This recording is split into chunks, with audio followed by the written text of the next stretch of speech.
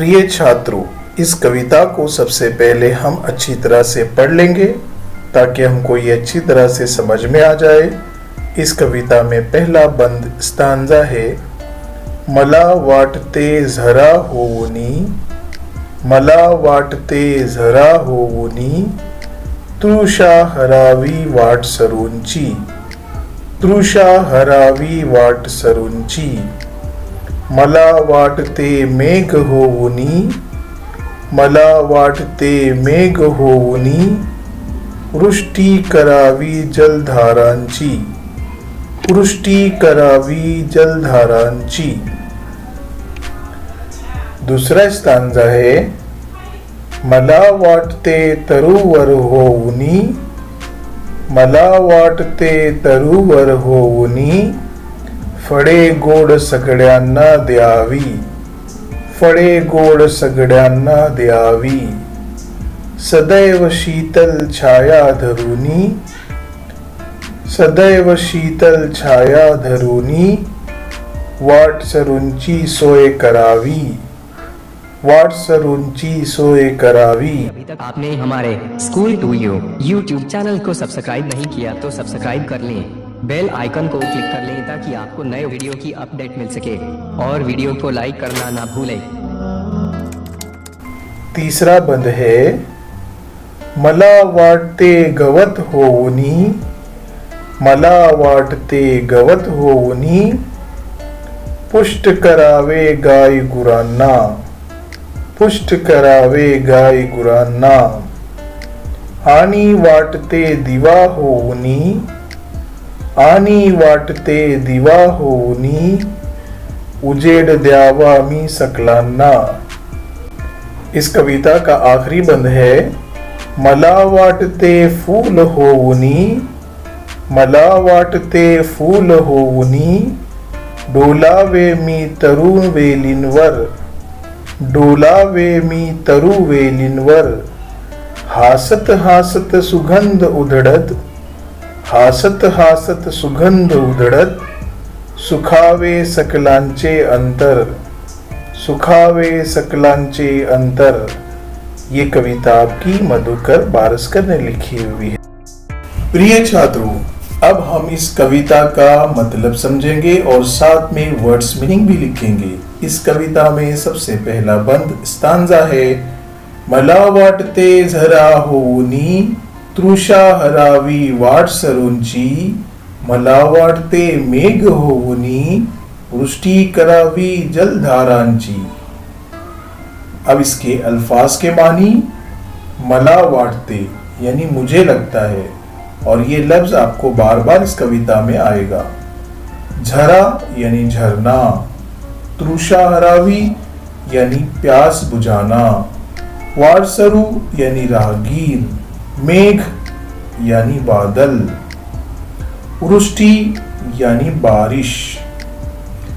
अब इसका मतलब ऐसे होगा, मला वाटते झरा होऊनी, मुझे लगता है कि मैं झरना बन जाऊं, तृषा हरावी वाट सरूंची, ताकि राहगीरों की मैं प्यास बुझाऊं, मला वाटते मेघ होऊनी, मुझे लगता है कि मैं बादल बन जाऊं, वृष्टि करावी जलधारांची, ताकि बारिश की बूंदों को मैं बरसाऊं।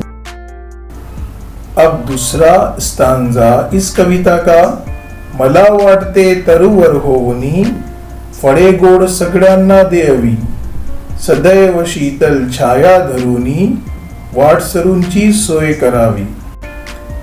इसमें कुछ अल्फाज के मानी, तरु यानी दरख्त, गोड यानी मीठा, सदैव यानी हमेशा, शीतल यानी ठंडा, सोय यानी इंतजाम। अब इसका मतलब ऐसे हुआ, लाइन बाय लाइन हम समझेंगे। मला वाटते तरुवर होऊनी, मुझे लगता है कि मैं दरख्त बन जाऊं, फळे गोड सगळ्यांना द्यावी, ताकि मैं सभी को मीठे मीठे फल दूं, सदैव शीतल छाया धरुनी, और मैं हमेशा गहरी और ठंडी छाव दूं, छाया यानी छाव, वाट सरूंची सोय करावी, और राहगीरों का मैं इंतजाम करूं, यानी जब वो थक कर आए तो मेरे साए में बैठे। इसलिए मैं चाहता हूं कि मैं दरख्त बन जाऊं।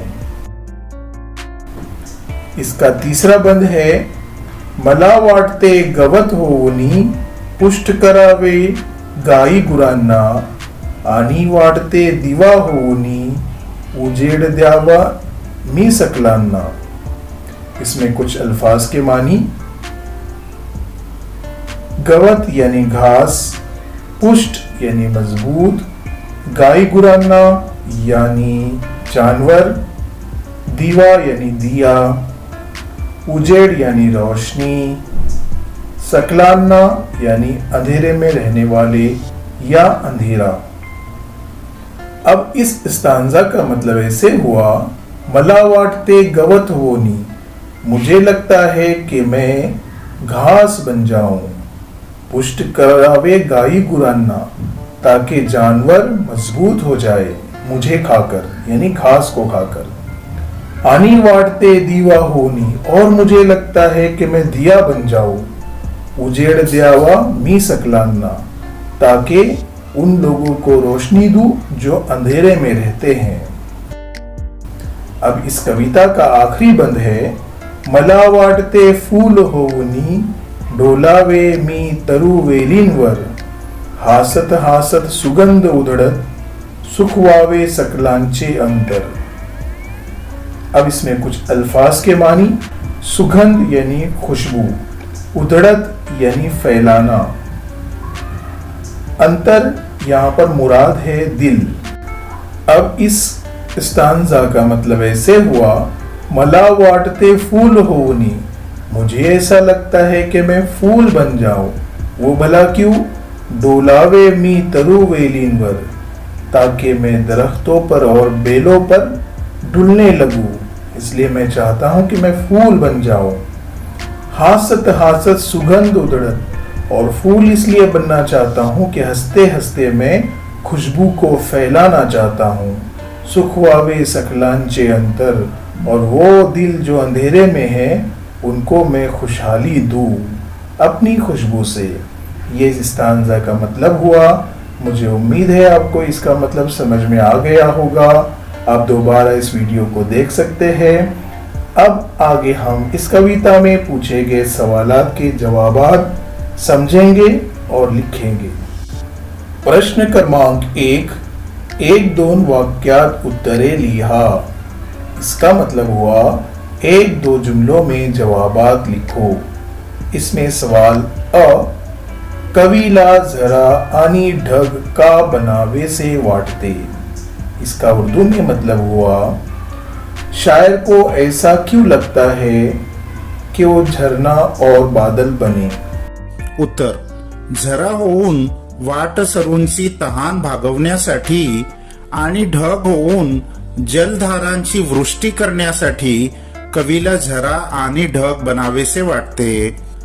झरना बनकर मुसाफिरों की प्यास बुझाने के लिए और बादल बनकर पानी की धारा बरसाने के लिए कवि झरना और बादल बनना चाहते हैं। प्रश्न आ, कवीला झाड बनवून वाटसरूंची कोणती सोय करायची आहे। शायर को दरख्त बनकर राहगीर का कौन सा इंतजाम करना है।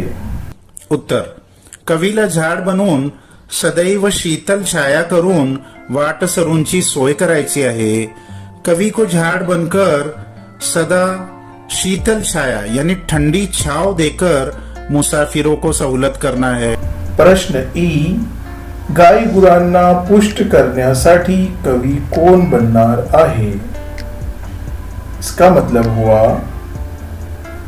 जानवरों को मजबूत करने के लिए शायर कौन बनने वाला है। उत्तर, गाई गुरांना पुष्ट करण्यासाठी कवी गवत बनणार आहे। गाय भैंसों को उनकी भूख मिटाने के लिए कवि घास बनना चाहता है।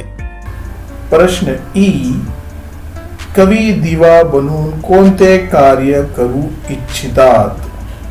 शायर दिया बनकर कौन से काम करना चाहता है। उत्तर, कवी दिवा बनवून सगळ्यांना उजेड देण्याचे कार्य करू इच्छितात।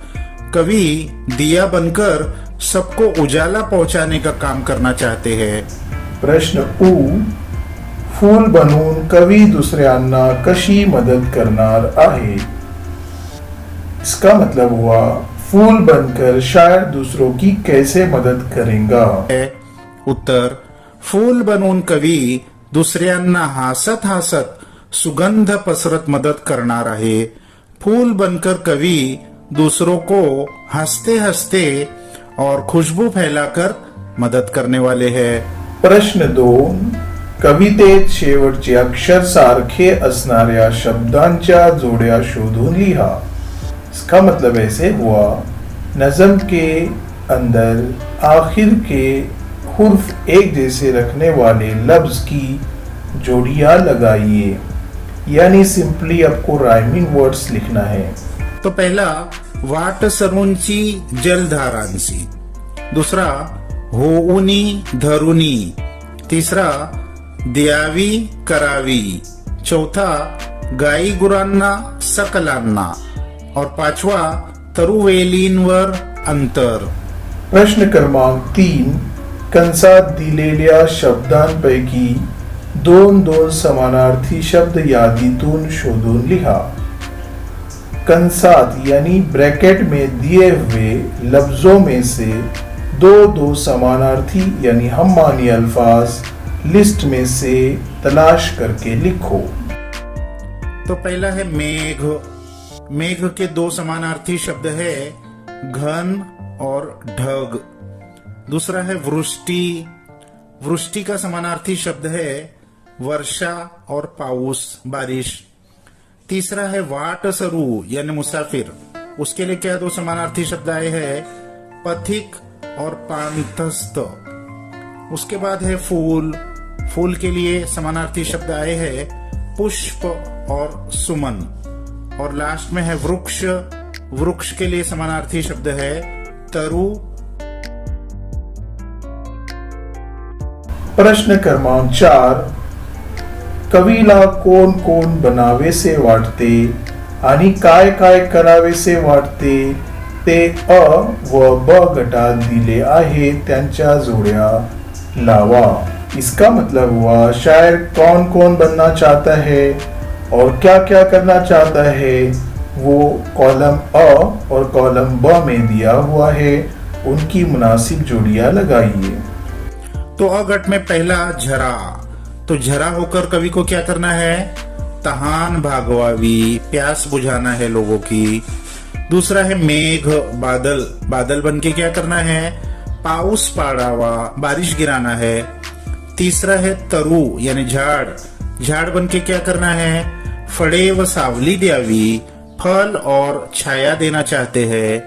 उसके बाद है गवत, घास। घास बन के क्या करना चाहते हैं, गाई गुरांना चारा द्यावा, गाय भैंसों को चारा देना चाहते हैं। पांचवा है दिवा, दिया। दिया बनकर क्या करना चाहते हैं, सगळ्यांना प्रकाश द्यावा, सबको रोशनी देना चाहते हैं। और लास्ट है फूल। फूल बन के क्या करना चाहते हैं, सगळ्यांना सुगंध द्यावा, सबको खुशबू देना चाहते हैं। प्रश्न 5, परोपकारी गोष्टी, वस्तू आणि व्यक्ति यांचे वर्गीकरण करा व लिहा। अब ब्रैकेट में कुछ वर्ड्स दिए हैं, नीचे दो कॉलम है, परोपकारी गोष्टी वस्तु यानी दूसरों पे एहसान करने की चीजें, और परोपकारी व्यक्ति दूसरों पे एहसान करने वाले लोग। तो इसको हमको कॉलम में भरना है। तो पहला है दीवा। तो दीवा चीज है कि व्यक्ति है, चीज है, तो इसको गोष्ठी में या वस्तु में लिखेंगे। दूसरा है समाज सेवक, ये इंसान होता है, तो इसको परोपकारी व्यक्ति में लिखेंगे। तीसरा है वृक्ष, झाड़, तो इसको वस्तु में लिखेंगे। उसके बाद है क्रांतिकारक, रेवोल्यूशनरी, तो ये इंसान होता है, तो इसको व्यक्ति में लिखेंगे। उसके बाद है ढग, बादल, इसको वस्तु में लिखेंगे। आगे है सैनिक, सोल्जर, तो ये व्यक्ति में लिखेंगे। उसके बाद है नदी, तो ये वस्तु में लिखेंगे, चीज है। और लास्ट है डॉक्टर, ये इंसान होता है, तो इसको व्यक्ति में लिखेंगे। प्रश्न क्रमांक 6, मी वारा झालो तर काय काय करेन ते 4-5 वाक्यात लिहा।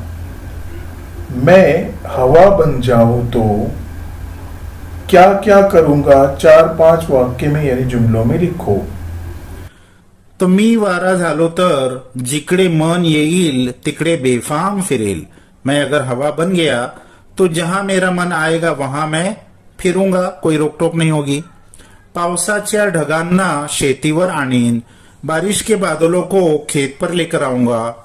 कष्टकर्यांच्या अंगावर जाऊन त्यांना सुख देईन, जो मेहनत कर रहे हैं लोग उनके जिस्म पर जाकर उनको राहत दूंगा, सुख दूंगा। झाडांवरील पिकलेली फळे मुलांसाठी खाली पडेल, झाड़ पर से जो फल पक चुके होंगे उनको बच्चों के लिए नीचे गिराऊंगा। लोकांना शुद्ध श्वास घेण्यास मदद करेल, लोगों को अच्छी प्योर स्वच्छ हवा देने में मैं मदद करूंगा। तो यहाँ ये क्वेश्चन आंसर्स खत्म हो गए बच्चों। इसको अच्छे से अपने बुक्स में लिख लीजिए।